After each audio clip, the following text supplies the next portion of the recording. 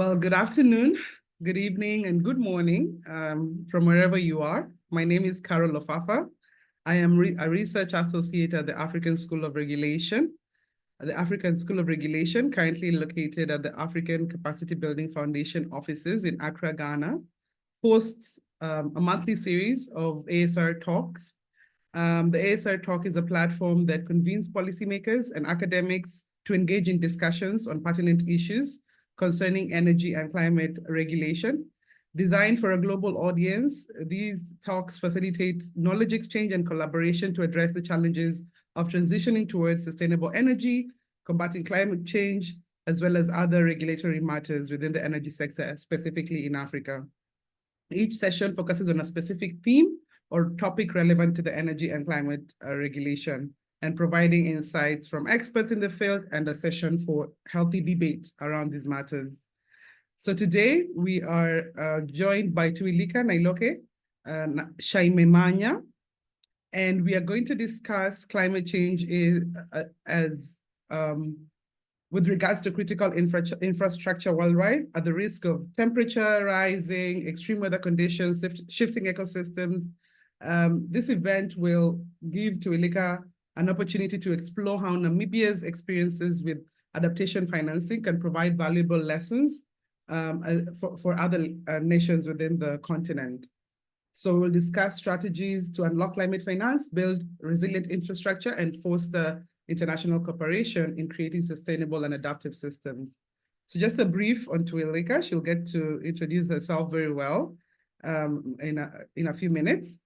Tuwilika is an Associate Program Management Officer for Partnerships at the United Nations Human Settlements Program, UN Habitat. In this role, she supports key projects under UN Habitat and UNITAG, Hamburg in Namibia, including just transitions in vulnerable places, digital solutions for more climate resilient informal areas in Namibia. Her work addresses climate resilience challenges in vulnerable communities, leveraging digital solutions to enhance adaptation strategies. So I would like to hand over the session to Tuwilika. Welcome, Tuwilika. You can give us a bit more information about yourself, especially the policy brief that we're discussing here today. And of course, the floor is yours as you are our guest for today. Welcome. Thank you, Carol. Thank you so much for the warm introduction and the very dynamic description of myself. It's strange to hear someone introduce you and to hear, all the things that you're doing. So thank you for that. And to everyone joining online, good morning, good afternoon from wherever you are. As Carol explained, I am the Associate Program Management Officer for Partnerships in Namibia at UN Habitat. And for those who are not familiar, UN Habitat is a UN agency that works on housing, human settlement, as well as providing adequate housing for all. And we recently established the country office in Namibia end of last year. So I'm very new to the role, but supporting a very dynamic project, which is the Just Transitions in Vulnerable Places project. And this looks specifically at enhancing climate resilience, specifically in informal settlements, but also at the same time supporting national and local government with digital data, governance, as well as data collection and participatory urban planning. And my role really within this role is around program management and coordination, and also strengthening partnerships, not only at the national level, but also with international organizations, academia, CSO. And I am an architect, urban designer, city planner. That's my educational background. But also recently, I'm pursuing a master's in sustainability and business innovation. And I think that's also where the finance part in me has sort of grown interest, because I'm interested in how finance can also be enhanced, especially in low to middle income countries, to support infrastructural initiatives, such as the Just Transition and Vulnerable Places project. And I'm looking forward to diving more into this topic with you, Carol. Thank you so much, Tuwilika. So based on the policy brief that you published towards the end of last year at the European University Institute, where you are a fellow for the Young African Leadership Program, the title of this brief was Unlocking Climate Resilient Infrastructure in Namibia Through Adaptation Financing, focusing on its main findings. It was a very interesting brief to read.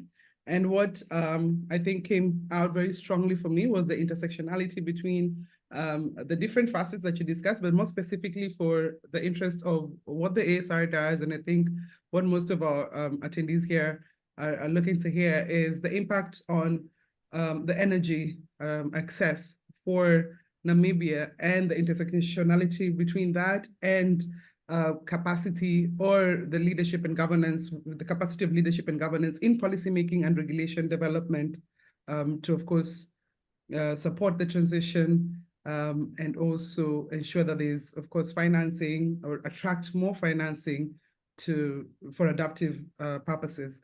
So I just wanted to learn more about this policy brief, maybe some key recommendations that you had given within the brief, and if you could, of course, expand a bit on how unlocking adaptation financing for climate resilient infrastructure requires specific strategies.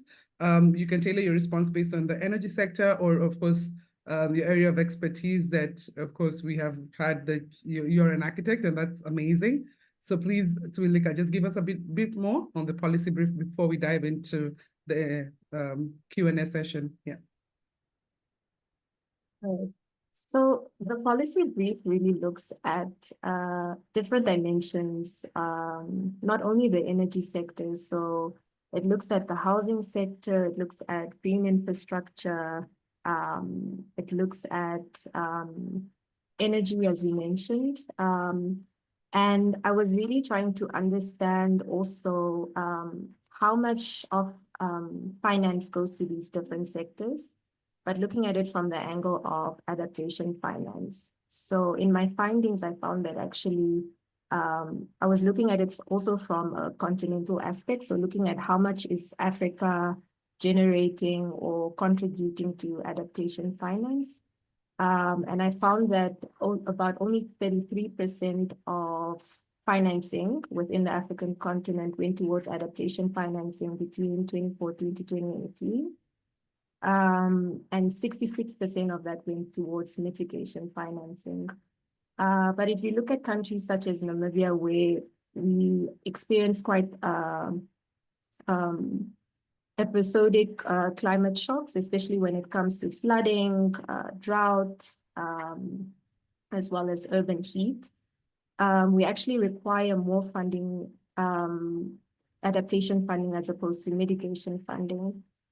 So those were one of the key findings in the policy brief. And then I was also looking at it from the angle of gender. So gender and vulnerable communities. So especially when it comes to financing, I was trying to identify whether there are specific indicators for gender responsive finance, considering the fact that women are more impacted by climate change, for example, especially in rural areas.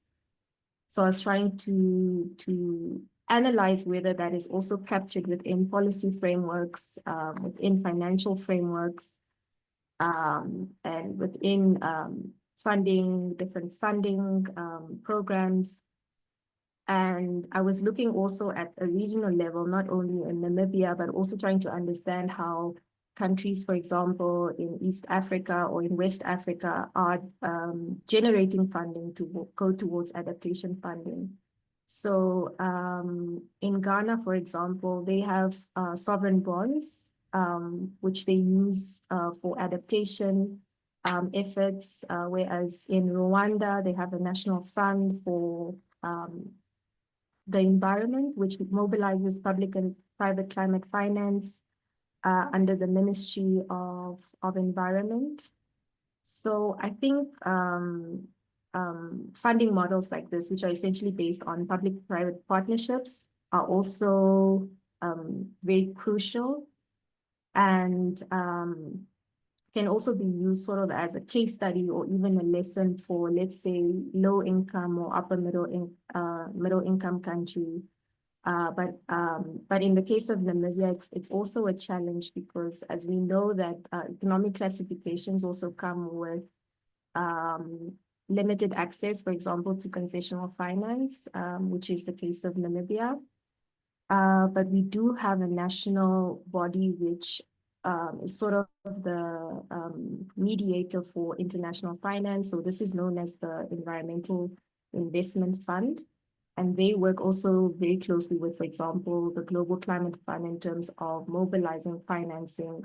But then again, we're also seeing a global shift, I think, from many African countries that in the sense that these economic classifications are also hindering progress, especially when it comes to the climate space, whether that's in the energy sector, whether that's in the housing sector, it has sort of a ripple effect.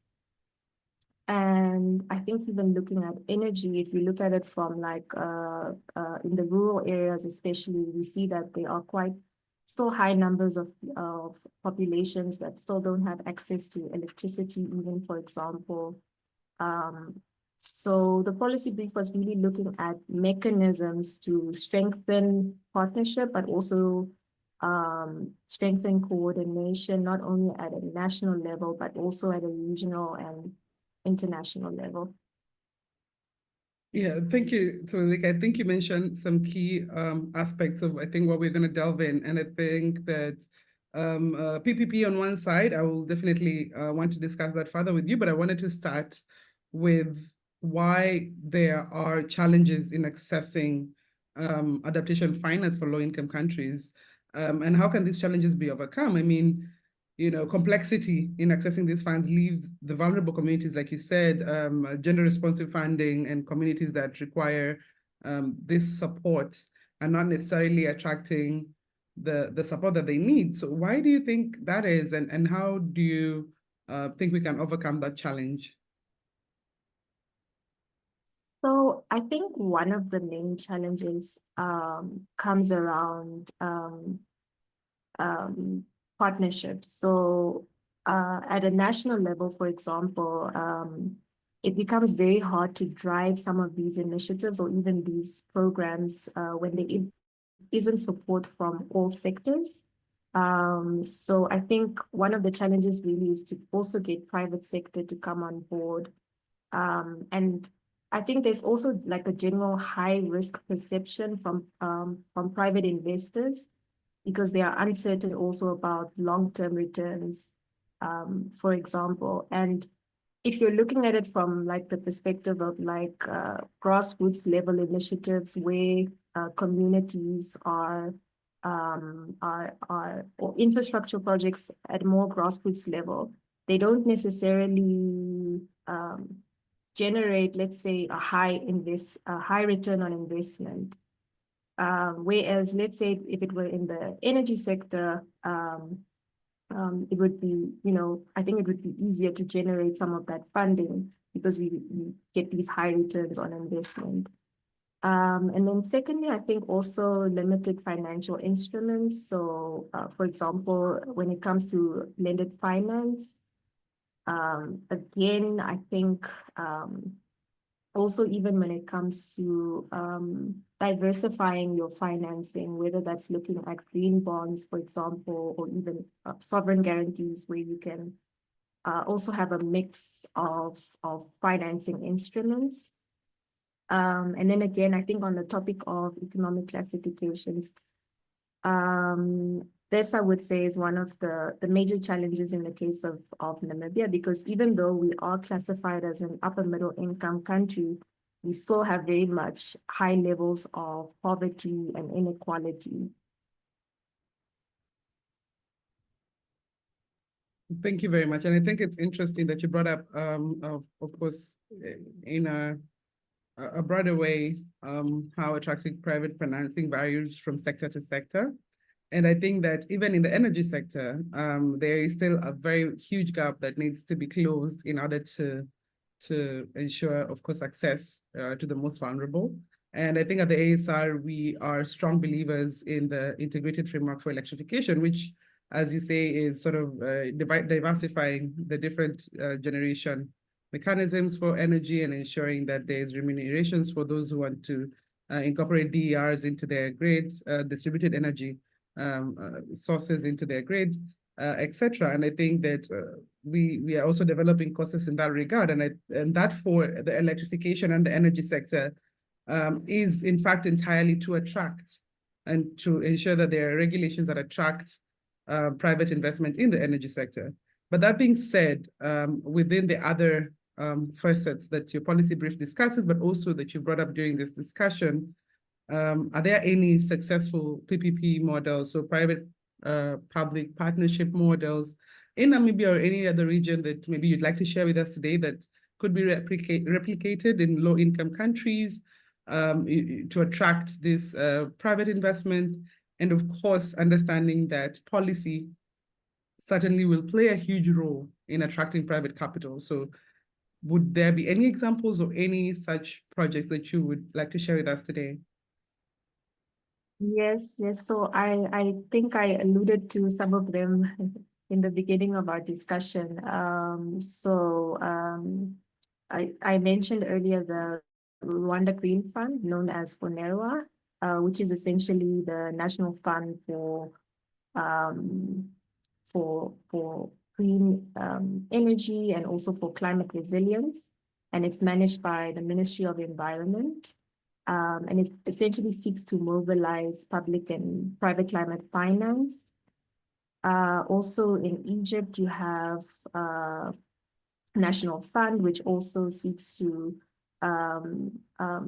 mobilize sovereign green bonds for climate projects.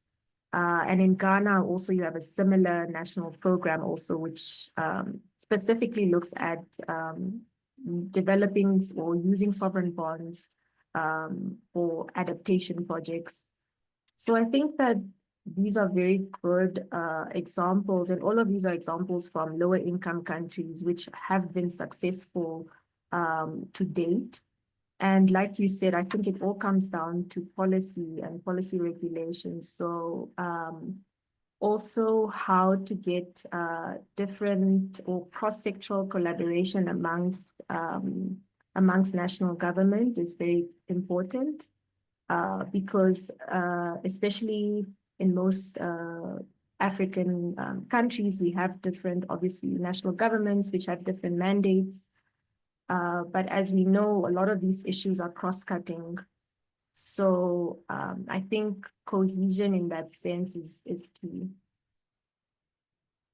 Thank you very much, Tuwilika. And at this point, I'd like to acknowledge the presence of our interim director of the African School, Professor Ignacio Perez Arriaga.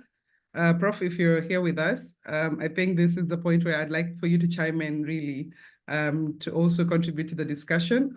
Tuwilika has given us wonderful examples of these models, but I would like to maybe invite you, Prof, to contribute a bit more on successful PPP models in electrification, for example, that we could, of course, learn from based on our topic here today. Professor Ignacio? Well, hello. Surprise, surprise.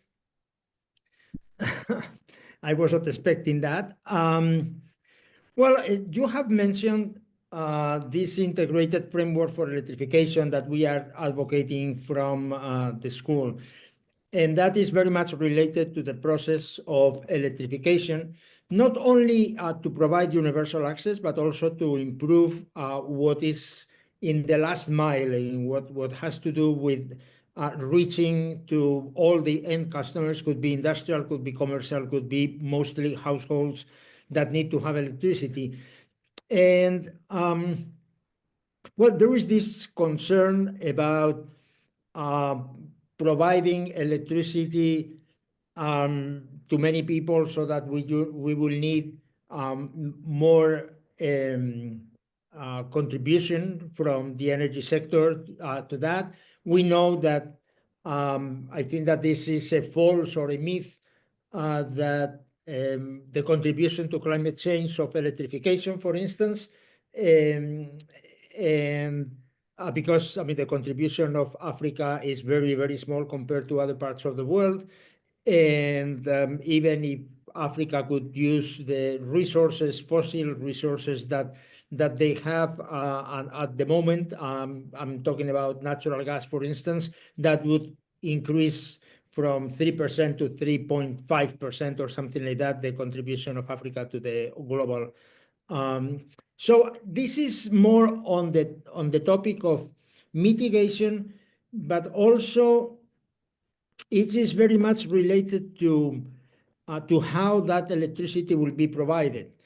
And for instance, the increment in the resources used for clean cooking, and I don't know if this is a topic that you have considered in your analysis.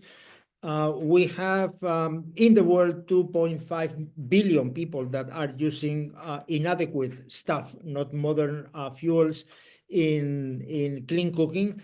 And that is part of the adaptation process to changes in climate change that will provide less resources in terms of, I mean, droughts and all that, and the forest. Is a topic that you have been considering the process of adaptation of the many hundreds of millions of people in Africa, and as I said before, 2.5 billion people in the world that have to transit from the current technologies to clean cooking at the same time that there is a process of desertification in some areas, the deforestation that clean cooking is causing, the changes in the process of providing electricity that is modified by the fact that clean cooking will require peak demand at a certain times of the day that has to be met with electricity. I mean, have you been thinking about that issue? I mean, rebounding the question. Yes, thank you for that. Tuwilika, go ahead. Sorry. Go ahead. Thank you for that question, Prof. I think that this is definitely something that I've thought about, especially while writing the paper, especially in the section on energy. And I think that with clean cooking, initiatives, it's also very much about tapping into like the cultural norms or traditional norms, depending on the context specifically. So for example, in Namibia, especially in the rural areas, a lot of people still cook by the fire. This is something that they've been, doing for a very long time. So it's almost like difficult for them to, switch or have a mindset shift about it. Also because of affordability. Also because of, I think there's also like maybe a level of comfort and familiarity with traditional cooking. So there have been a few pilot projects where they've looked at using, for example, a specific type of coal, or generating a specific coal which is more environmentally friendly. Yeah, charcoal or pellets or yeah. Exactly. But then at the same time, a lot of communities are still resistant to use these new innovations or new technologies. So I think also a lot of times when these innovations are happening, there's also not a lot of dialogue happening with communities for them to also have a better understanding of what are the benefits of switching to more environmentally friendly ways of cooking. But I think it's not something that can happen overnight. It's it's a process, but it's something that's not really possible without engaging the communities as well. But like I said, I think there's a big element of culture and tradition that is missing, I think, also in a lot of research. Right. No, I think that somehow mitigation and adaptation are interlinked through the energy sector. I was participating in writing the fifth IPCC report, and I was I was in the team of adaptation and financing. And I was discussing with other colleagues about the interaction between both, because, for instance, when you look at the power sector development that is needed in many countries that have to change a lot, you have to strategize how you want to do that, taking into account the adaptation to the new conditions that climate change will create. So, for instance, coming back to cooking, you have several options. You could have clean cooking, clean from the viewpoint of impact on health, for instance, with natural gas. But if you think in the long term, probably the better solution, if you could do it, is to go for e-cooking, trying to have at the same time a clean source of electricity. So, and you have to adapt to the new conditions in which, as I said before, you can expect droughts and you can expect, changes in migration, people moving to other places because of the different conditions. And electricity, in this case, is a more versatile, I mean, given that you cannot take for granted that natural gas is going to reach every household, but you should assume that in the end, electricity will be available everywhere. So this is one thing. There is something on the other extreme, which is in large generation. Africa has very large resources, hydro resources, also wind, solar, geothermal, etc. Hydro resources are threatened by the variability of hydro inflows that depends very much on climate change. And there are studies that are trying to look at, well, how the variability in climate could have an impact on what will be available in the reservoirs. That connects with other topics that we are very concerned about, which is interconnections. So the variability in hydro inflows is something that will affect some regions at some time and some other regions at other time. If you have strong interconnections, that variability you could cope with. And knowing that the resources, hydro resources, are huge in Africa, then trying to compensate the variability. I mean, we are having droughts at this moment in the area of, for instance, in Zambia, right, and all that area, and they are having curtailment because the hydro resources during the last few years have not been as abundant as usually they are. With good interconnections with the neighboring countries, that could be mitigated, and hydro resources could continue being a very large component of the generation in Africa. Well, these are our viewpoints from the perspective of the power sector, and you can see that mitigation and adaptation are interlinked, because we have to produce more electricity, to provide electricity to everybody, industrialize the countries and all that. At the same time, we have to take into account climate change and how that is threatening what we try to do, right? So complex problems that are very challenging. Thank you very much, Prof, for your intervention. We are very grateful for that exciting conversation driving us into electrification and the different challenges or opportunities therein. And I think, Tuwilika, we would like to come back to you to go over the keywords that I think Prof has brought up: adaptation, mitigation, right? So there is a recurring theme, and in many discussions on adaptation finance, that most funds still flow towards mitigation more than towards adaptation. So given Namibia's reliance on climate-sensitive sectors like agriculture and fisheries, how effective has international climate finance been in supporting adaptation efforts in Namibia and in similar countries? Just circling back to the policy brief as well as the discussion we had begun earlier.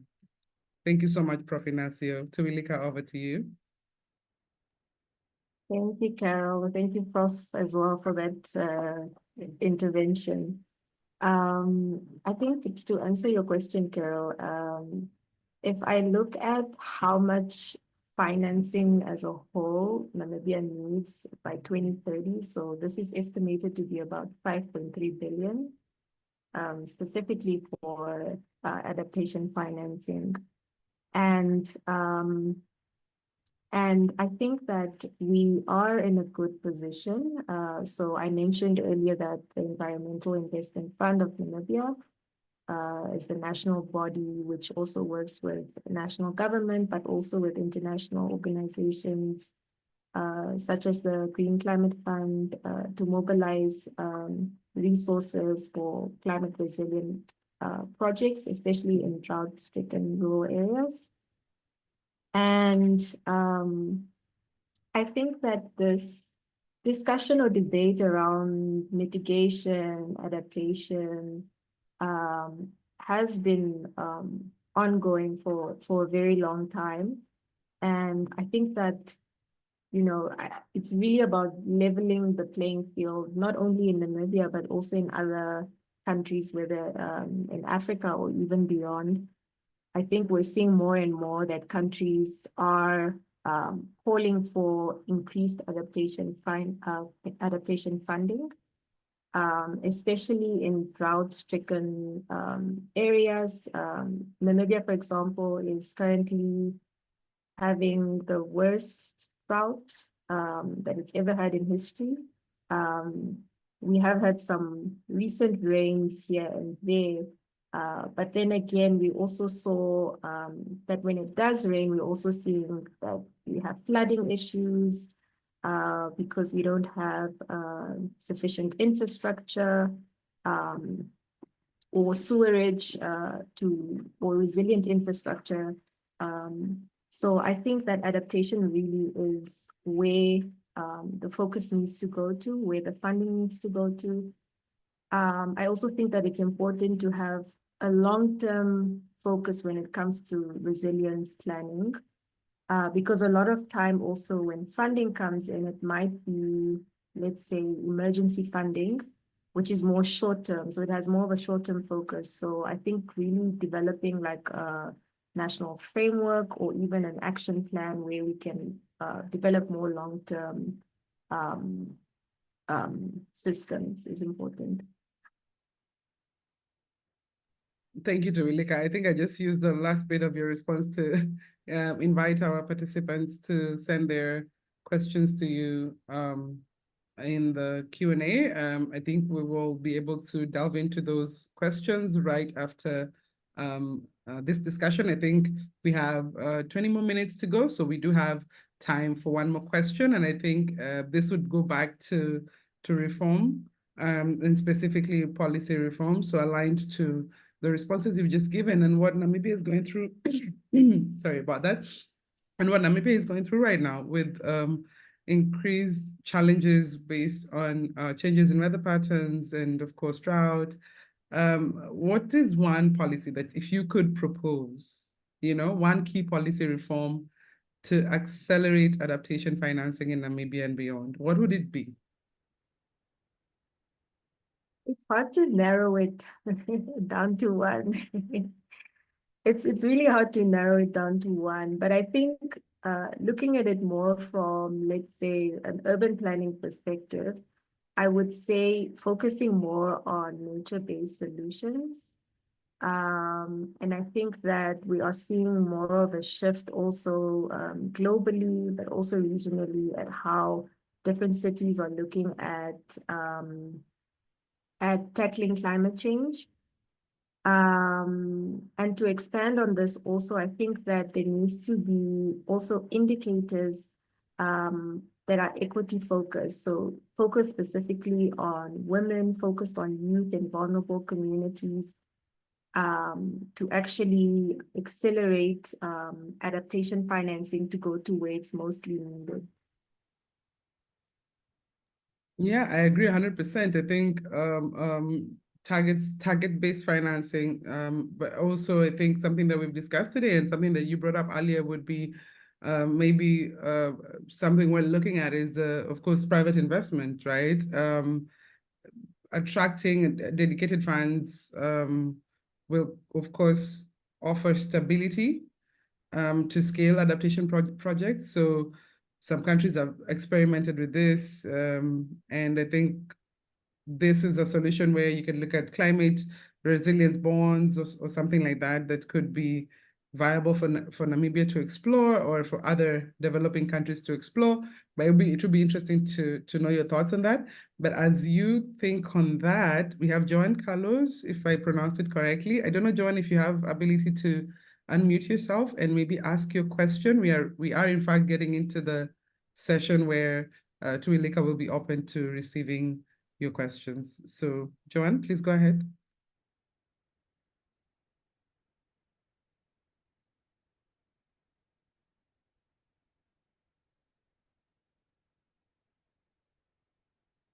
Joanne, we can't hear you.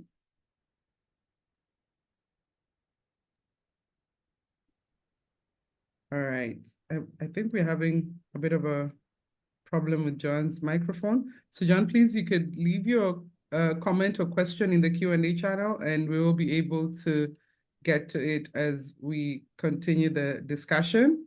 I want to encourage all our participants and attendees today to send in your questions, your comments, or even if you found the talk helpful, it would be fantastic for Tuwilika to know, or if you wanted more information to read about her policy documents, you're welcome to include that in the Q&A or in the comment section as well. So yes, Joanne will maybe write, if you can hear me, you can write it and then we'll get to it.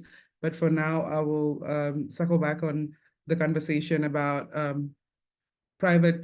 dedicated private investment to offer sustainability within investment in adaptation projects, and what your thoughts of that would be as one of the key policy reforms.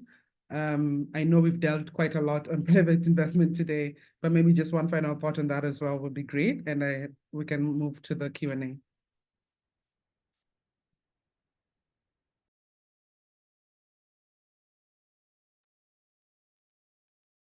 Tuwilika, can you hear me? Sorry, Carol, I missed the last part. My computer was lagging a little bit. Oh, sorry. No, I was just asking if, in terms of based on the question I asked earlier on key policy reforms and what you would propose, and I think you proposed a very good idea, but I was also asking about the contribution of private investment to provide more sustainable investment into scalable projects, adaptive projects for this particular purpose, and what your thoughts are on that. So I think that at the moment, just looking at the country as a whole in terms of private sector's involvement when it comes to climate resilient projects, particularly in informal areas or even in rural areas, I think that this can definitely be strengthened. And I also think that there needs to be more dialogue also around the type of engagement or intervention that's needed, especially from the private sector. Because I think also a lot of times when it comes to climate change or even climate resilience, they regard that more as like CSR, you know, the sustainability component, where it's more of advocacy and not necessarily impact generated, or impact driven. So I think that there needs to be really more dialogue around building sustainable long-term partnerships or even forming national working groups, for example, that deal specifically with climate resilience issues, that have members or focal points from financial institutions, academia, NGOs, to really strengthen, I think, partnerships. But I really want to emphasize also on dialogue and commitment, because a lot of times also we have these policies or these frameworks, but when it comes to implementation, we see very little of that. So how do we actually hold members who are in office accountable to implement these objectives that they set out? Thank you. Thank you very much, Tuwilika. I think we're going to, of course, move into the Q&A session. We do appreciate your contribution so far, quite invaluable, and I'm sure the attendees are excited to ask. And I think Gabby has already written something, and Gabby says, I don't know if you're able to see this, Tuwilika. Are you able to see the chats in the, right? So Gabby says, hi, Tuwilika, thank you for the presentation. How do you ensure long-term resilience is implemented and monitored or measured? And agree with NBS implementation, but how do we ensure NBS again is integrated in policy and brought to action as an important approach to adaptation? Thank you, Gabby, for your question. We'll give Tuwilika a chance to respond. Yes, thank you, Gabby, for the question. And also it's good to see you here in the chat. Gabby's at the National University of Science and Technology, and she's also very much involved in human settlement projects as well. So this is actually her space or her expertise. But to answer your question, I think that you bring up a very good point, especially around like monitoring and evaluation, or even impact measurement. And I think that this is an element that's often overlooked, especially when it comes to different policies. So that is definitely something that needs to be strengthened. And I think it all starts at the national level and obviously trickles down to subnational, local government level. And I think that, or I would like to see in the future that we actually have an established, whether that's an entity or a committee that's dedicated to actually monitoring progress, and also capturing data that can be used to inform future planning and decision-making as well. So I think in the case of Namibia, it's a little bit difficult because we don't necessarily have specific climate policies where I think nature-based solutions could be incorporated into that, or could be one of the main priorities that can be actually built upon.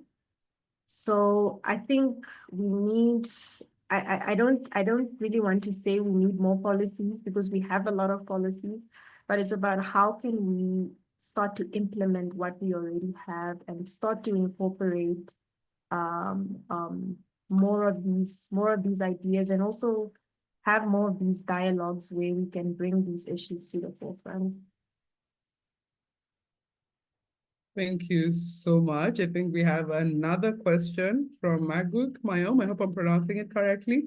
So it says, thank you for the great presentation. What innovative financing models have been successfully implemented in Namibia to fund climate resilient infrastructure that can be adopted by other African countries? Moreover, I would like you to also highlight how vulnerable communities can benefit from these models. I think you had touched on this earlier on in your introduction, but for the benefit of our guests, maybe you could give a very high-level response to that question. Thank you, Tuwilika.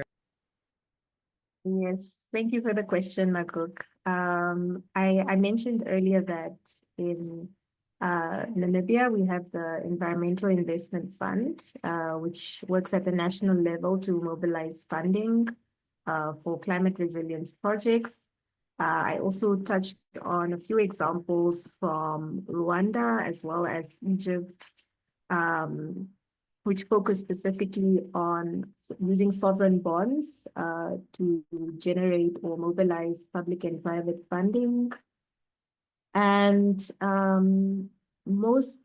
all these examples are essentially focused on vulnerable communities, especially, and making an impact at the local level. Thank you very much for that response, Tuwilika, and for the great responses and examples that you've given us earlier. I think we will not be having any more questions. I don't see any more questions or any more hands up on the from the participants, but I do see a thumbs up, and I know that our participants appreciated our event today. So just to maybe close on this webinar, we would like maybe some final words from you based on like a summary of your discussion today, or what you'd like the participants and our attendees to leave with here today, Tuwilika. Thank you, Carol.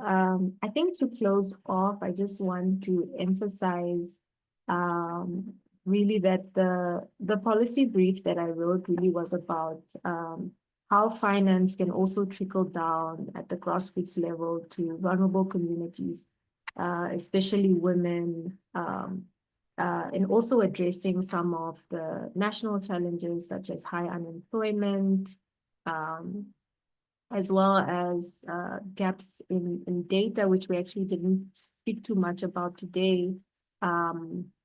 But I think that it all comes down to having a vision and to being driven, and this is requires, I think, also partnerships, not only at the national level, but also with international agencies. And I want to also say that I think we need to also look at more innovative financing models that really speak to our unique context, especially in the African region, where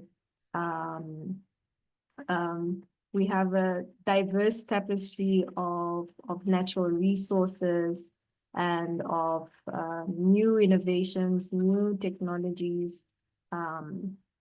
So really, I just want to end here and to say also that I think that we're seeing more and more the effects of climate change every day. And also, I think the topic of climate resilient infrastructure is one that is at the core agenda of UN Habitat. And I'm really looking forward to the year ahead also, because we will be working more at the local community level. And hopefully, if there are any entities or any individuals who want to know more about this, I will leave my details with Carol, and I will also in the chat link, drop a link to my policy brief where you can also gain more insights on the topic. But thank you so much, Carol. Thank you, thank you, thank you. Thank you for joining us today. It was wonderful learning from you and also discussing with you and debating with you on these very important topics. As much as the African School of Regulation speaks more about energy sector and electrification, we are interested in other aspects of regulation across the continent and policy, of course. So this was a very eye-opening discussion for us, and the intersectionality of the different aspects that you discussed on your policy brief with migration, as Professor Ignacio spoke about, agriculture, something that I also saw in your policy brief, of course, the impact on energy, on day-to-day life, basically, and clean cooking as well. So all these solutions and all the policies that and reform that is required around this to, of course, looking at adaptation and mitigation. It was wonderful for me, honestly. I did enjoy it, and I'm sure our participants did as well. I see Winfred Mutinda really appreciating you today, and thank you for sharing that link with us. I also want to thank our interim director for joining and intervening and giving us more insight on the electrification side, which I think was also covered briefly in the policy brief. And Tuwilika, we will definitely want to interact more with you, and we will reach out to you for that. So Professor Ignacio, if you have any words for our attendees and for our guest speaker today. No. Thank you very much, Carol, for organizing that, and thank you to Tuwilika for joining us today. That's it. Thank you. both. Thank you to the And thank attendees. you on the day today as well. Yeah. Thank Goodbye. you. Goodbye.